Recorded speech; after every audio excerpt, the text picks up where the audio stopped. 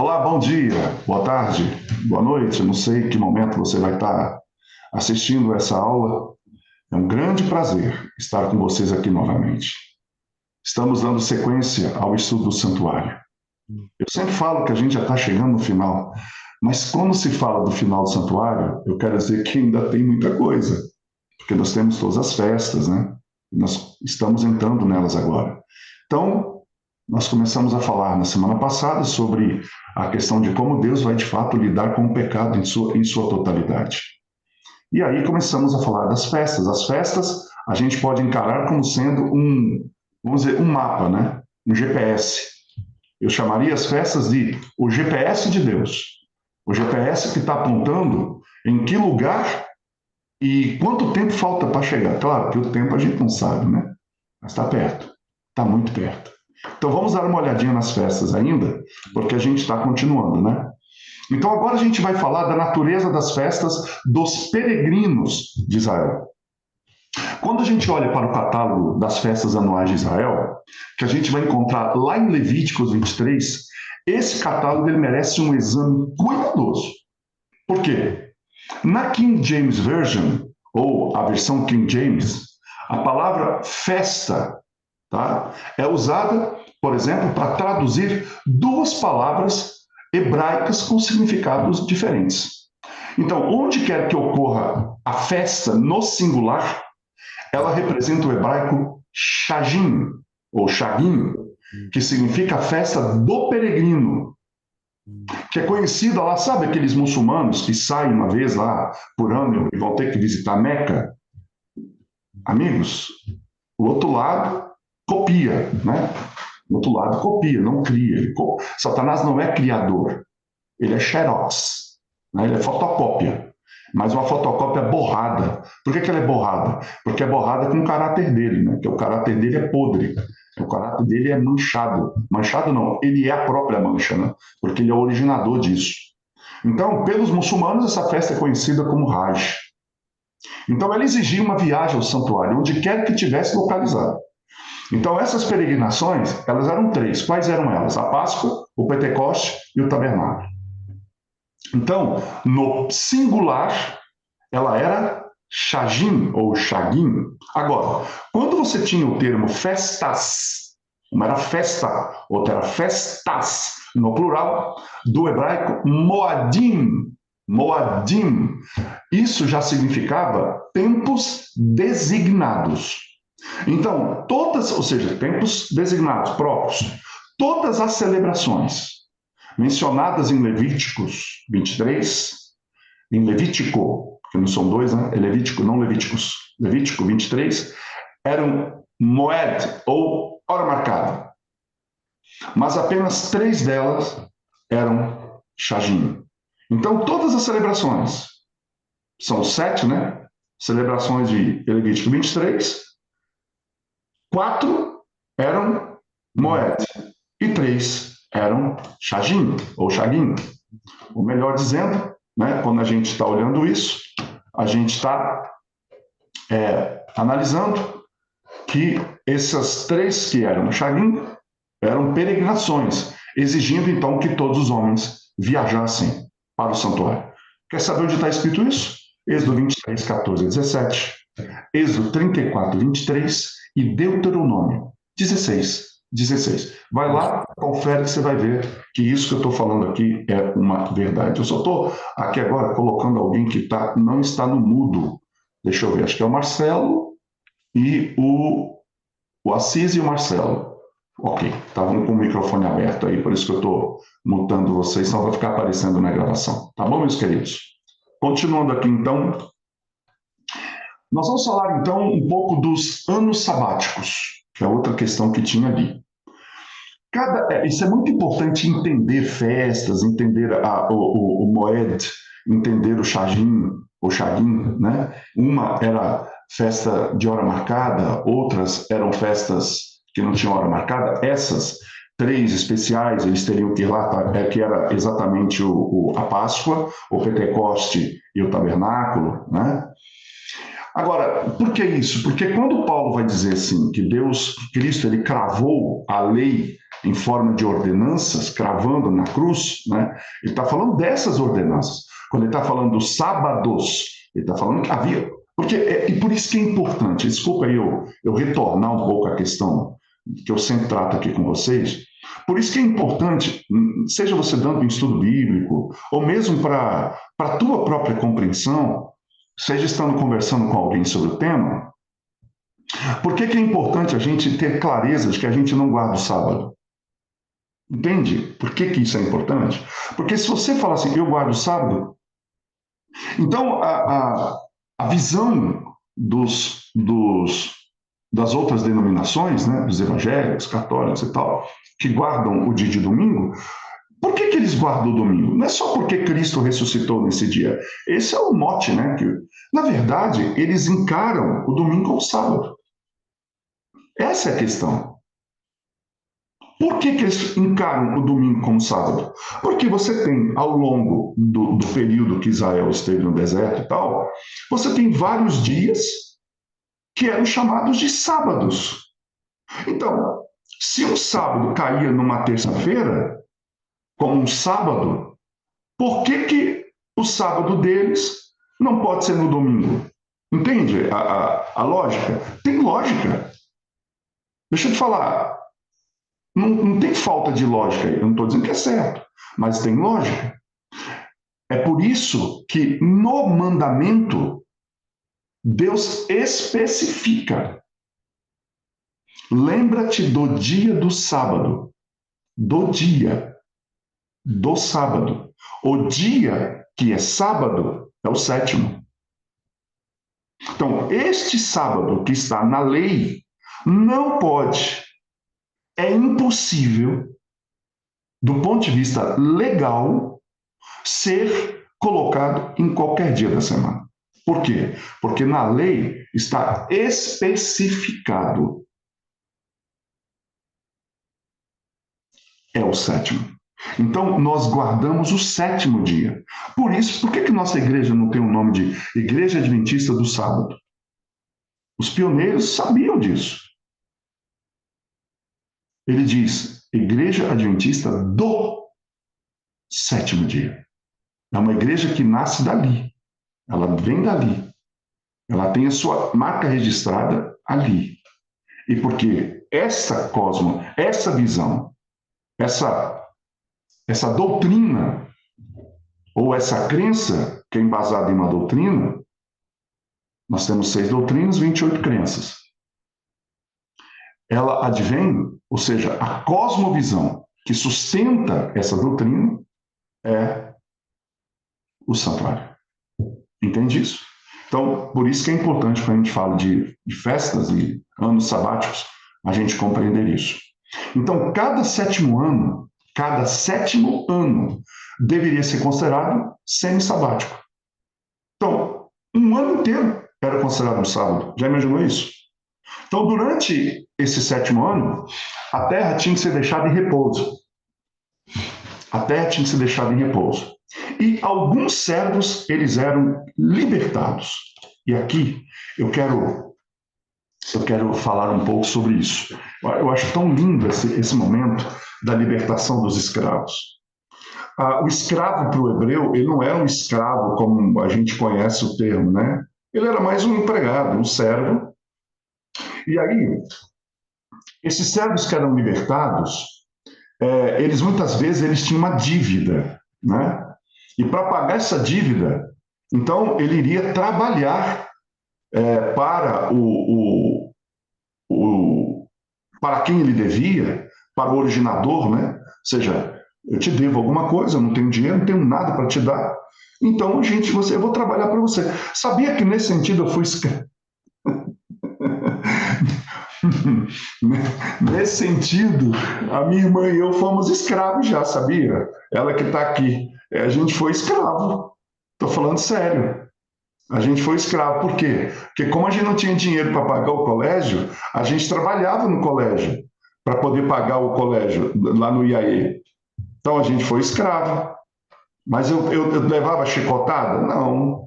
Ela me colocava no tronco? Não. Levava umas broncas, é verdade. Mas eu trabalhei na cozinha, trabalhei na roça, trabalhei limpando a igreja do IAE, trabalhei limpando banheiro, né?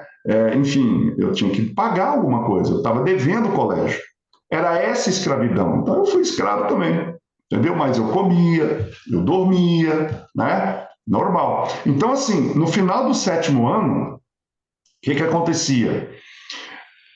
Era o ano da libertação. Oh, gente, oh, que coisa linda. Por isso que eu acredito. Eu acredito.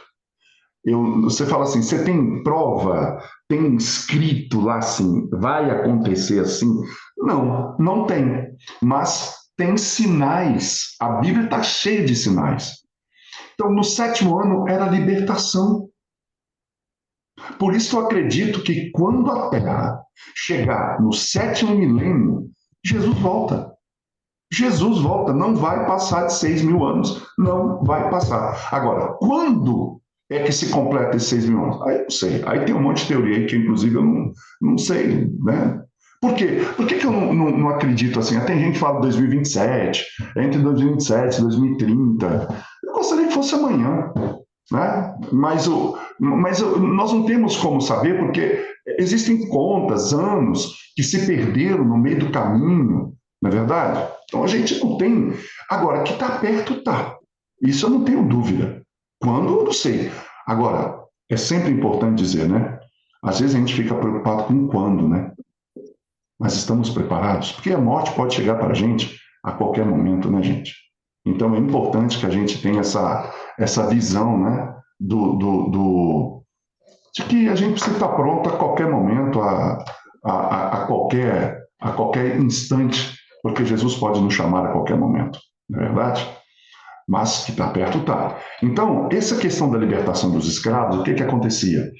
O escravo que quisesse ir embora, ele podia ir embora. Aí tinha várias leis, né? Se ele havia chegado com seus filhos, é isso aí. A gente devia chegar porque na presença de Deus a gente já está.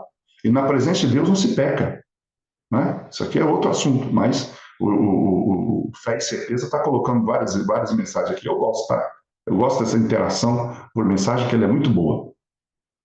Então, se ele tivesse tido filhos, por exemplo, na época que ele era escravo, os filhos eram do Senhor, entendeu? Você não me falha a memória. Posso estar errando aqui, mas depois vocês vão lá e checam isso. Mas havia uma situação que essa me chama a atenção, né? Que o servo que amava o seu senhor, que ele falava, eu não quero, eu quero continuar com a minha família, eu quero continuar com a minha esposa, meu senhor é bom para mim, né? Eu não tenho razão para poder ir embora, eu quero ficar aqui. Aí sabe o que ele fazia? Eles pegavam a sovela e furavam a orelha do escravo. E a partir daí, que o escravo tinha a orelha furada, ele não podia mais deixar o seu senhor. Eu tenho a impressão de que quando Paulo fala várias vezes assim, Paulo, servo do Senhor Jesus, eu sou escravo do Evangelho, sabe o que ele está dizendo? Ele está dizendo o seguinte: eu voluntariamente, por tudo o que o primeiro escravo fez, porque Cristo é o escravo da orelha furada. Ele furou a orelha. Ele falou assim: eu amo tanto a minha igreja, eu amo tanto o meu povo, que eu não vou abrir mão deles. E ele não teve só a orelha furada, ele teve as mãos, ele teve os pés, ele teve o lado. Né? Cristo, então, ele foi o servo furado, ele foi o servo sofredor, que se perfurou todo. Então, ele fala: eu não vou abandonar esse processo. Ou seja, o escravo só furava a orelha, Cristo se furou inteiro. Pelos quantos furos ele teve na testa? E tem um detalhe que eu até já falei aqui, né? Que Deus incrível. Quando Cristo chega e amaldiçoa a terra, ele diz assim: ela vai produzir cardos e espinhos.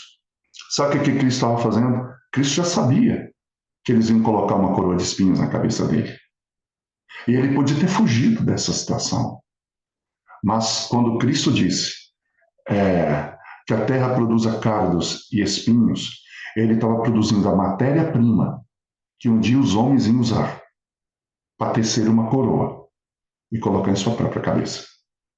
Esse é o nosso Deus. Deus, ele não foge daquilo que ele tem que passar para nos salvar. Ele não cria atalhos. Ele não corta caminho. Ele enfrentou tudo. Por isso que a gente, se quer seguir a Cristo, nós não podemos cortar caminho. Nós não podemos fugir. Por isso que Deus diz que os covardes não entrarão no reino do céu. E de que covardia está fazendo aqui? Está falando aqui? Aquele que por amor à própria vida, ou amor a uma própria condição, ele não enfrenta aquilo que Satanás coloca diante dele. Porque aquele que não enfrenta o que Satanás coloca diante dele, ele está dizendo o seguinte: eu não suporto. Deus não é capaz de me sustentar nessa hora. E Satanás dá risada da nossa cara. Tanto que o Fé e Certeza está colocando aqui, Assis, acho que é o nome dele, que passa muito rápido. Ele está dizendo o seguinte: passa de mim esse cálice, mas não faça como eu quero, faça como tu queres. Então, Cristo teve a orelha furada. Eu te pergunto, você já furou tua orelha? Ou você ainda está em dúvida se você deve furar ou não deve furar a orelha? Eu já furei a minha. Pela graça dele, não vou abandonar o meu Senhor, porque ele é muito bom para mim. Ele é muito bom. Eu tenho certeza que ele é muito bom para você. Ah, mas eu tenho muitos problemas. Sabe por que você tem problemas? Você tem problemas. Muitas vezes a gente tem problema que caça, né? Vamos falar a verdade. A gente cava os problemas com as próprias mãos. Mas ainda assim, Deus usa esses problemas que a gente cavou com as próprias mãos, escolhas erradas que a gente fez, decisões que a gente tomou que não devia ter tomado, mas Deus ainda assim usa essas coisas para tratar as escórias que nós temos em nossa vida. Eu sempre falo isso. Lá onde a gente morava, lá no Praça Rica, lá no Espírito Santo, a Lucinéia lembra disso, tinha um cara chamado Alfredo Rocha. O Alfredo Rocha, ele era um ferreiro. E ele era bem rústico, né, naquela época. Sabe como é que era como é que ele avivava as brasas, porque as brasas que, né, ele colocava lá o ferro lá dentro, ele transformava aquele foice, facão, enxadão, enxada, que a gente, ele fazia isso para atender as demandas, que era uma área agrícola, né? Todo mundo usava muito enxada, muito enxadão, muito facão e tal, aquela coisa toda, enxó. Ele fazia isso, ele fabricava isso. Então ele tinha que trabalhar o ferro, e para isso ele tinha o fogo. Agora, para avivar o fogo, ele tinha um fole. Ficava lá, com as mãos, né? Soprando aquilo em cima do fogo para que a brasa ficasse viva. Eu sempre falo o seguinte: quando Deus tem o fole dele, e às vezes ele coloca a gente dentro do fogo e fica soprando ali. Só que o sopro de Deus, ele é calculado. Ele não coloca nem mais e nem menos calor. Se está calor, Deus, está muito calor, essa prova está demais. Falar, aguenta, porque tu tem escória. Ainda tem escória aí. Então não brigue com o fogo de Deus. Deus não vai botar mais vento, mais pressão sobre esse fogo do que você precisa. Ellen White fala isso. Sabia disso? Ela escreve isso no Mente, Caráter e Personalidade. É disso que ela está falando. Então, se você está passando por uma prova, agradeça a Deus. Você é um servo da orelha furada. E quando você resolve furar a tua orelhinha e diz assim: Deus, eu não quero te abandonar, tá? Eu não quero te abandonar. Deus vai falar: ok, então agora você está nas minhas mãos, eu vou preparar você para que você nunca mais saia da minha presença. Oh, coisa linda, esse é o nosso Deus. Mas vamos continuar aqui. Então, no 7º ano, você tinha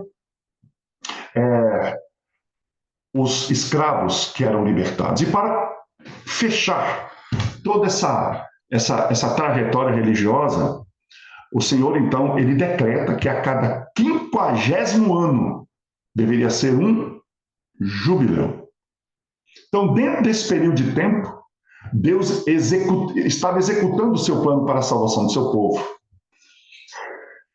E era uma sombra, né, da grande verdade relativa que haveria e haverá de acontecer um dia, que era o advento de Cristo como Redentor, sacerdote e rei.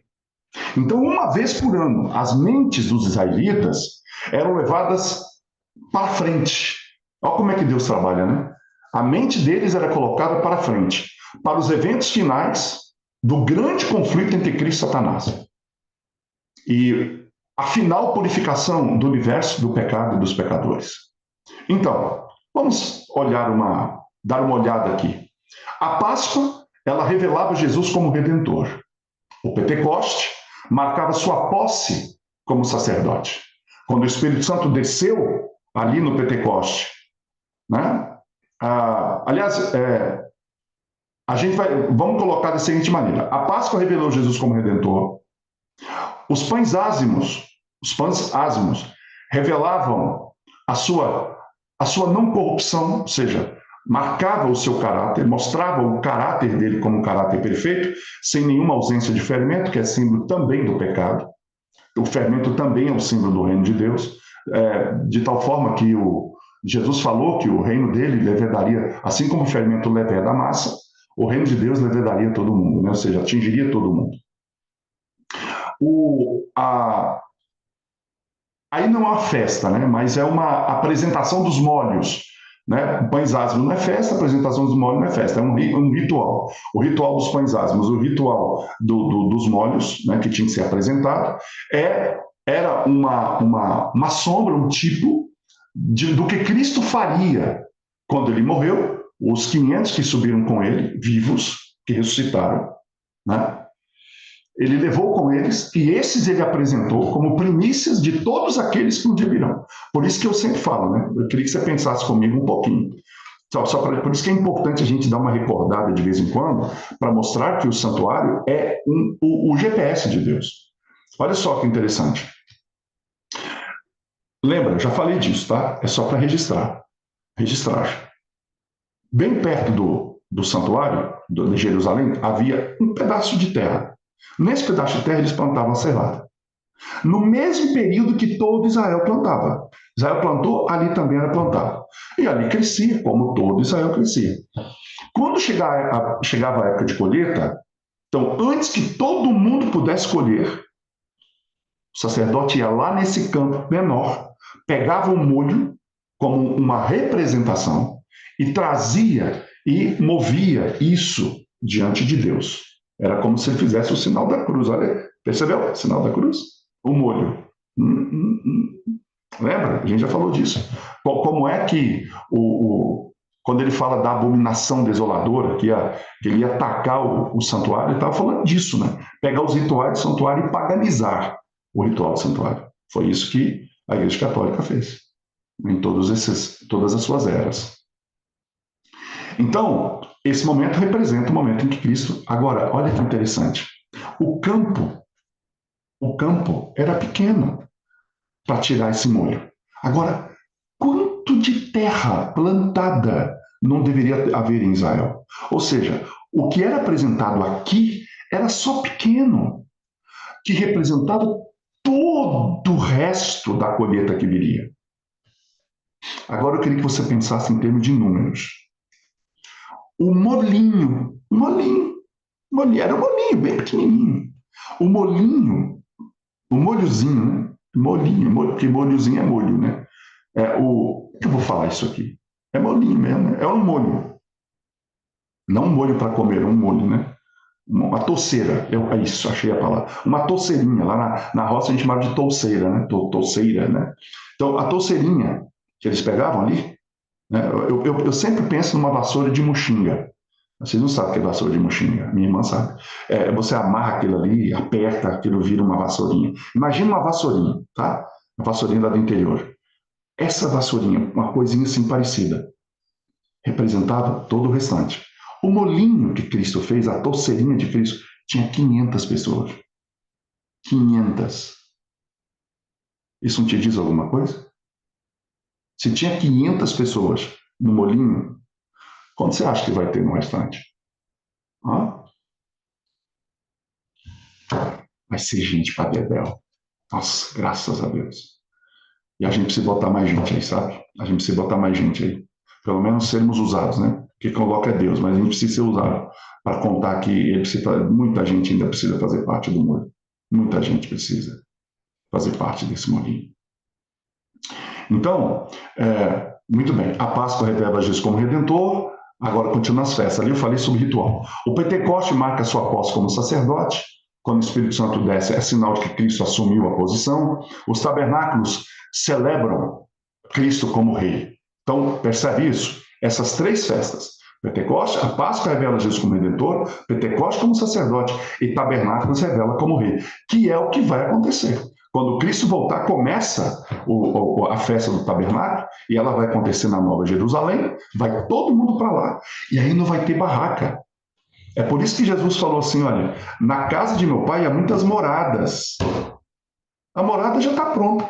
Cristo não foi preparar uma casa. Ele fala, vou preparar-vos lugar. Lugar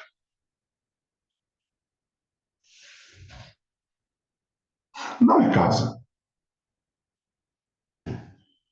Entende? Lugar é um direito. Lugar é uma posição. Lugar é um local onde você pode estar. Então Cristo diz, eu vou preparar casa. Casa está pronta. Desde a fundação do mundo. Sabe por que ela está pronta? Deixa eu te contar uma coisa. A Cidade Santa é a casa do Pai. Eu faço uma pergunta para você. Imagina um homem que tenha 20 filhos. Como ele faria? Hoje, o pessoal, quando vai visitar os pais, né? Não é assim? Cada um vai para um hotel. Vou para o hotel tal, outro filho vai para o hotel tal. Às vezes aluga um hotel para todo mundo estar junto. Mas no passado não era assim. Quando os filhos vinham visitar o pai, eles ficavam na casa do pai. Então eu vou falar para vocês por que a Cidade Santa tem que ser tão grande. 2.400 quilômetros de comprimento por 2.400 de largura, 2.400 de altura, porque ela é quadrada, ela é um cubo, na verdade. Ela é um cubo.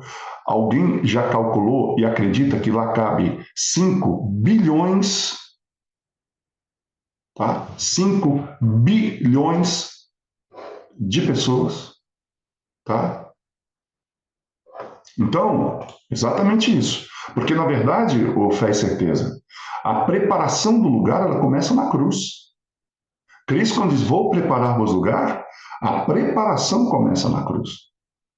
E ele vai, né, preparar o lugar no sentido de, diante do Pai, resolver a nossa causa num juízo que, neste momento, é um juízo de redenção, não é um juízo de condenação. Quem não participar desse juízo agora, esse sim vai estar condenado. O juízo investigativo é um juízo para perdoar. Porque ele vai investigar quem tem os seus pecados confessados lá no santuário. Nós vamos ver essa aula mais à frente. Mas esse é um assunto que a gente vai ver depois. Então, o que eu acredito? Vou preparar nos lugares. A casa está pronta, sabe por quê? Essa casa sempre esteve lá. Sempre esteve lá. Eu penso que na Cidade Santa deve ter assim, isso agora eu estou especulando, tá? Deixar bem claro aqui. Na Cidade Santa deve ter assim, planeta X, pessoal aqui. Planeta H, pessoal aqui. Planeta B, pessoal lá. Planeta Terra, aqui. Tem ninguém lá. Todas as outras áreas, quando os mundos não caídos vão visitar a casa do Pai, eles têm a casa deles. Faz 6.000 anos que a casa do nosso Pai no céu, aquela área reservada para a terra, está vazia.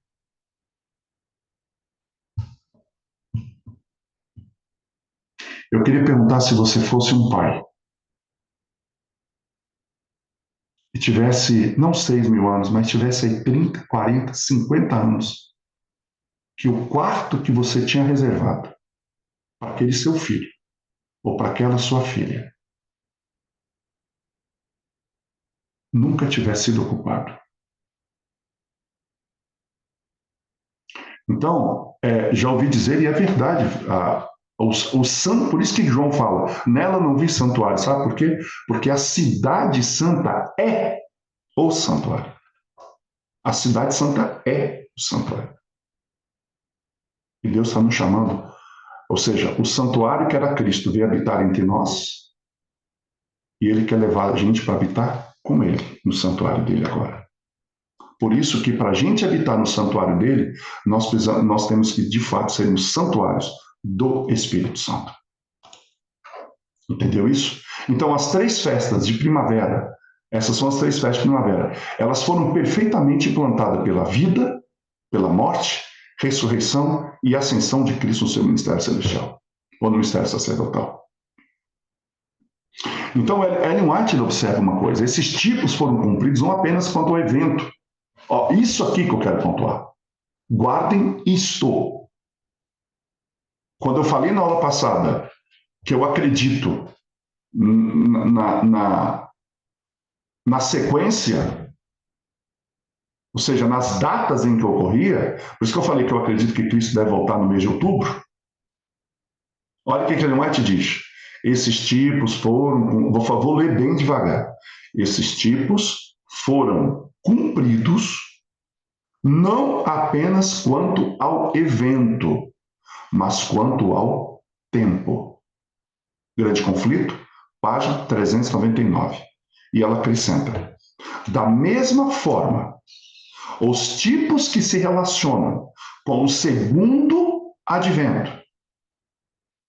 O que se relaciona com o segundo advento? O dia do Yom Kippur e a festa das trombetas. Da mesma forma, os tipos que se relacionam com o segundo advento ou os festivais finais devem ser cumpridos no tempo indicado no serviço simbólico. Bum! Entendeu agora, capitão? Entendeu agora, meu irmão? Entendeu agora, minha irmã? Por que eu estou dizendo que eu acredito que Cristo volta no mês de outubro? Por quê? 22 de outubro de 1844. Não se cumpriu Daniel 8,14? Até 2.300 tardes e manhãs o santuário será purificado? Não começou ali, de acordo com essa profecia e de acordo com o santuário? Não começa ali o juízo investigativo? Ou o dia do Yom Kippur, vamos chamá-lo assim, celestial? O juízo da revisão, de olhar tudo? O juízo da validação dos santos?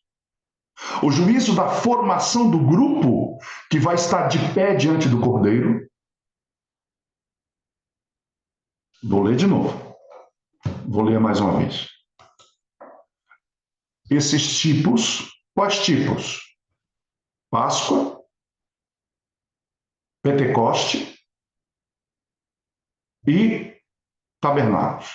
Foram cumpridos não apenas quanto ao evento, mas quanto ao tempo. A Páscoa, Cristo cumpriu o evento da Páscoa, não só o evento, mas no dia que deveria cumprir. O Pentecoste, no dia em que deveria cumprir, porque a festa do Pentecoste era 50 dias depois da Páscoa.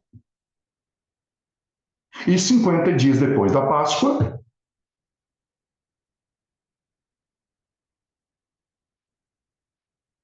o Pentecoste aconteceu.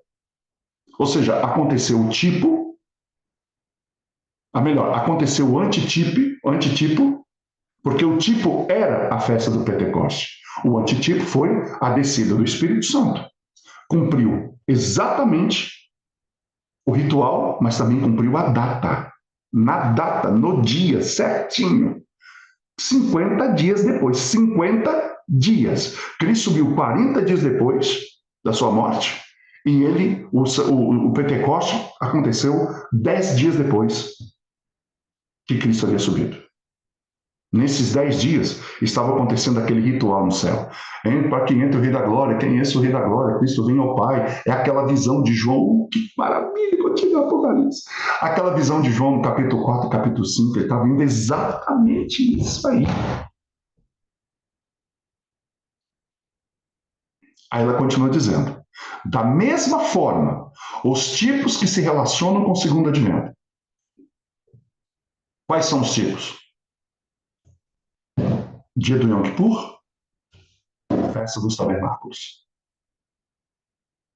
Os festivais anuais, finais, né? Esses dois finais devem ser cumpridos, vão ser cumpridos, mas não vão só ser cumpridos, vão ser cumpridos no tempo indicado no serviço simbólico. E a pergunta que eu faço é o seguinte: essa frase enfatiza o impulso escatológico de três festas. Vamos lá. Festa das trombetas,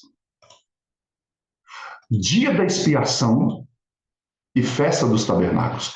Essas três festas, trombetas, expiação e tabernáculo.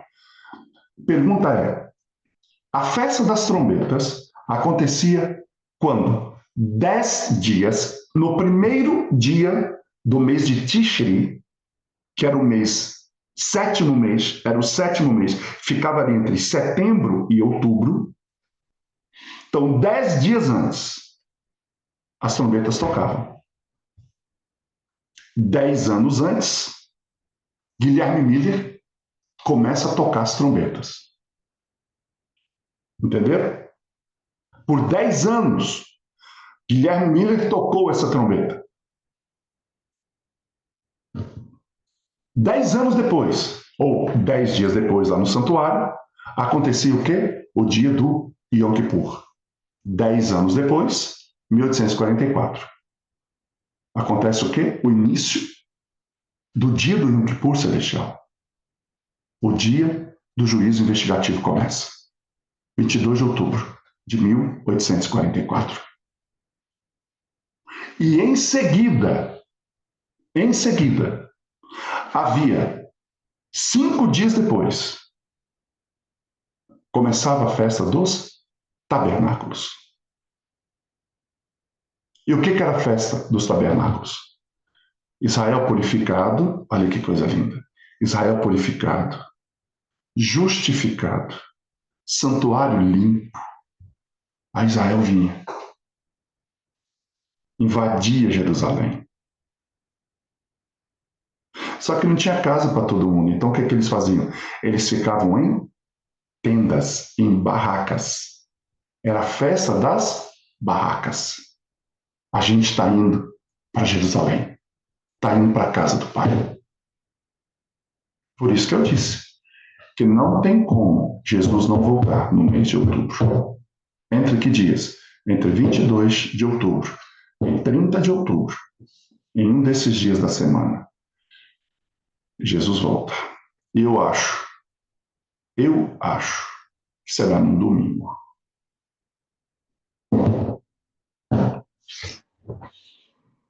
O que a gente chama de sábado à noite, né? Na verdade já é domingo, né? Eu acho que ele volta no domingo, porque Ellen White diz que a gente vai levar 7 dias de viagem e nós vamos guardar um sábado antes de entrar na Cidade Santa. Deus começou a criação no domingo, no primeiro dia. Eu acho que ele começa nossa vida. Ele começou, de fato, o plano da redenção dele no domingo, porque domingo ele entra em Jerusalém. Eu entendo que ele chega num domingo, nós passamos um sábado no universo, em algum lugar, antes que ele, né? Antes de entrar na Cidade Santa. Nós entramos na Cidade Santa no domingo, novamente, e aí começa a recriação efetiva de todas as coisas. Deus tem lógica, Deus tem plano. Mas, gente, isso é especulação minha, tá? Isso não vai mudar nada. É que eu gosto de pensar nessas coisas. Isso não vai. Isso, Luciné, eu acho que ele chega no sábado daqui. Eu também tenho essa visão. Ele chega no sábado e a gente sai daqui no domingo. Eu acho que é isso, tá? Eu também tenho essa visão, entendeu? Eu acho que ele tem essa visão. Porque ele fez a maior parte dos milagres, ele fez no sábado. Então eu acredito que ele, quando eu digo volta no domingo, não é voltar, tá? Deixar claro. Eu acho que nós saímos, é isso que eu quis dizer, nós saímos daqui no domingo. Então ele chega ali no sábado, recolhe todo mundo, porque começa o descanso, né? Ele recolhe no sábado, avança no domingo, e eu entendo que, na verdade, eu acho que ele chega entre a sexta-noite e o sábado, né? ali. Porque a gente fala que é sexta-noite, na verdade a gente erra. As pessoas falam assim, o nosso culto é domingo à noite. Não, nosso culto é segunda à noite. Domingo à noite será hoje. Hoje à noite é domingo à noite, né? Então, mas isso é só para a gente bater papo aqui, a gente falar, porque é gostoso falar dessas coisas, né? Isso é muito bom, né? É isso aí. Então, quando... Agora, tem um problema, né? Tem um problema. E aí eu tenho que dizer isso.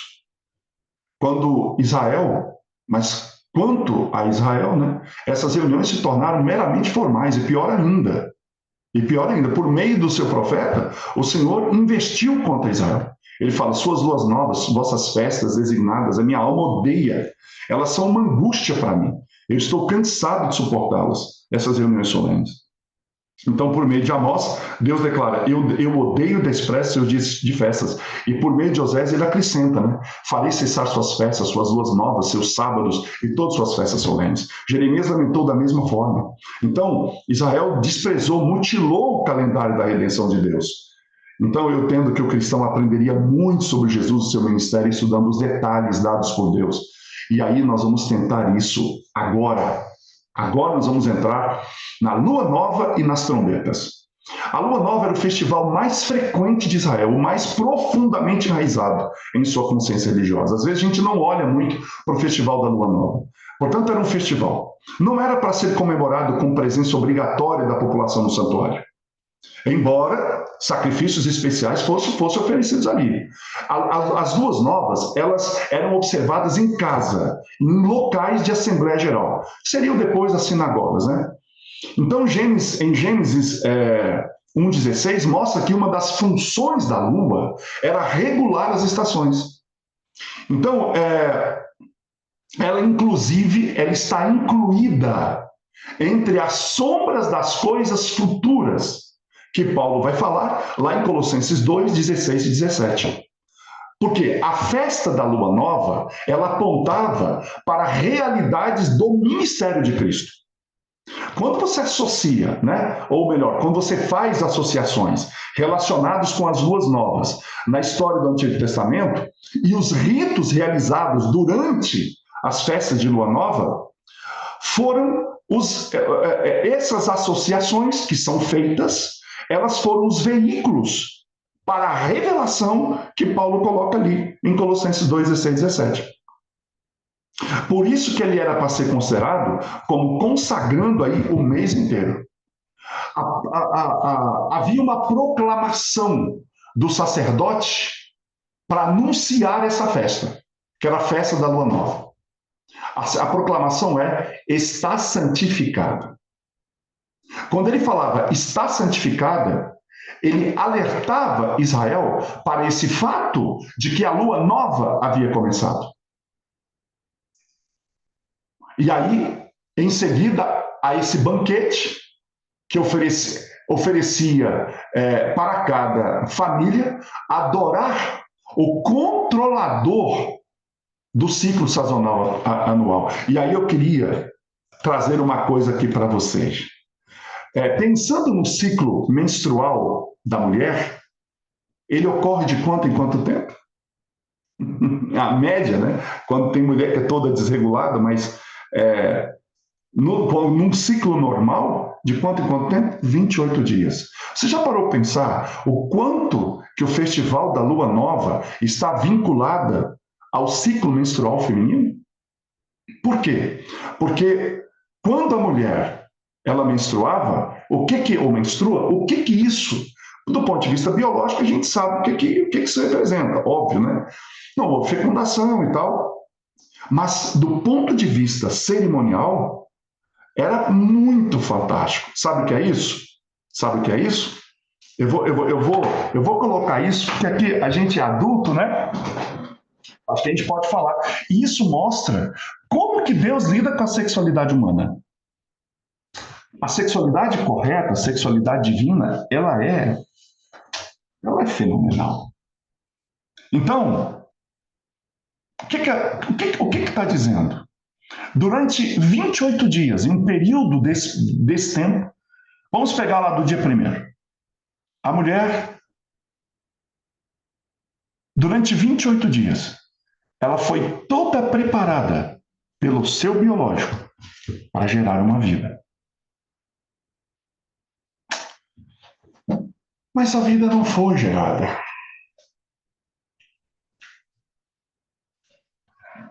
Quantas vezes você esperou para que alguma coisa acontecesse, mas não aconteceu? E aí você entra em desesperança. O filho não veio. O filho não veio. Mas aí vinha o ciclo menstrual, mostrando que o filho não veio. Então o ciclo menstrual parecia ser uma coisa catastrófica. O filho não veio. Passado aí 4, 5 dias desse período menstrual, quando tudo secava, ficava limpo, era o biológico dizendo: relaxa, você vai ter mais uma chance. Você vai ter mais uma chance. Não se desespere. Você vai ter um ciclo novo. Vamos começar de novo? Vamos fazer outra vez? Vamos tentar outra vez?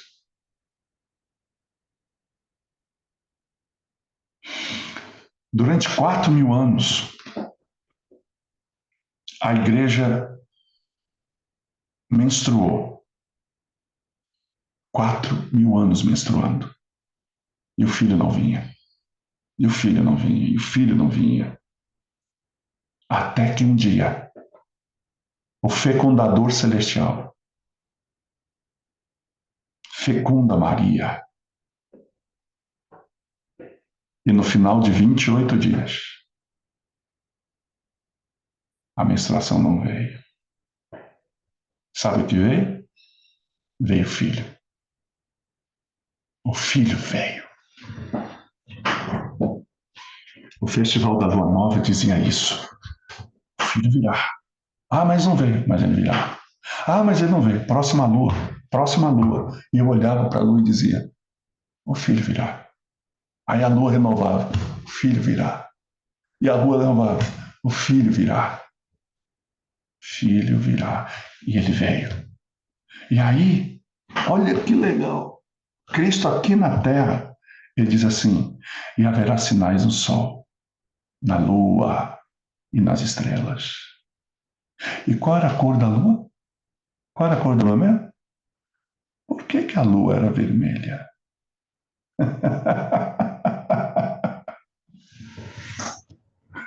Ai, nós temos que conhecer melhor esse Deus nosso. Ele é engraçado. Eu acho Deus tão engraçado, cara. Ele põe a lua vermelha, meu irmão. Ele põe a lua vermelha. Deus é muito engraçado. Quando você olhava, 1700, né? A lua se transformou em sangue. Sabe o que ele estava dizendo? Estava dizendo o seguinte: tá chegando, tá? Próxima lua, próxima lua.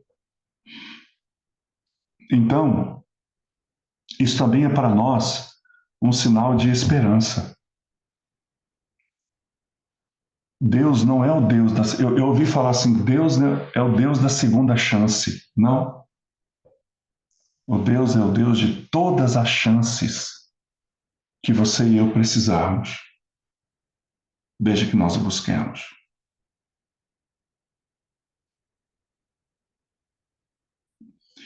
Só vai haver fecundação espiritual porque, deixa eu te falar uma coisa: se um homem fecunda uma mulher sem que ela queira, isso é um estupro. Então, quando Deus fala para a sua igreja: buscar-me-eis e me achareis, quando me buscardes de todo o vosso coração, sabe o que ele está dizendo? Quando você me buscar completamente apaixonado por mim, eu vou fecundar você. Porque eu não vou te estuprar. O filho espiritual O meu filho, quem Deus quer fecundar em nós? O caráter do filho dele. Só que ele não fará isso por estupro. É por isso que ele te apresenta todos esses rituais, todo esse GPS, toda essa história, todo esse plano, para que olhando para esse plano, você fala, não é possível, ou é impossível não se apaixonar por esse Deus. Sabe por que nós ainda estamos aqui? Porque essa igreja ainda está menstruando. O dia que nós pararmos de sangrar, nós somos fecundados plenamente pelo Espírito Santo. E nós vamos deixar de ser nós. Maria, quando foi fecundada por Jesus, pelo Espírito Santo e gerou Jesus, a vida dela foi dedicada completamente a Ele. É a fecundação do Espírito que gera em nós o caráter de Cristo. E a partir daí, deixamos de menstruar, espiritualmente falando, e passamos a nos dedicar completamente a esse Filho que foi gerado em nós. Essa era a mensagem da Lua Nova. Essa era a mensagem das festas da Lua Nova. Deus está aqui sempre te renovando, renovando. Não menstruou? Tenta, tenta, tenta, tenta, tenta, tenta, tenta. Continua, continua, continua, até o dia que a esperança se concretiza. Sábado que vem a gente continua. E aí? Gostaram de hoje? Acharam legal? Aprenderam alguma coisa nova? Mas nós vamos continuar falando das duas. Isso foi só a introdução. Vamos orar. Pai querido, nós te agradecemos imensamente, porque um dia Maria te concedeu. Maria se colocou como serva. O anjo fez a ela o convite matrimonial e ela aceitou. E o Senhor pôde fazer isso com ela, mesmo está sendo desposada com José, porque o Senhor é o rei, o Senhor é o dono. E o Senhor pode nos usar da maneira como o Senhor quiser, porque o Senhor nos ama. Então, Senhor, venha a cada dia nos fecundar com esse Espírito para que nós concebamos os caracteres, as características do teu amado Filho Jesus. Que a tua graça opere essa mudança em nossa vida. Que o Senhor habite ricamente, profundamente dentro de nós. Em nome de Jesus. Amém. Bem, eu vou, como sempre faço, tá? Eu vou vir aqui, vou abrir aqui e vamos ver. Estou liberando a partir de agora para você enviar mensagem aqui no grupo. Tá bom? Abraço, Deus te abençoe, até sábado que vem.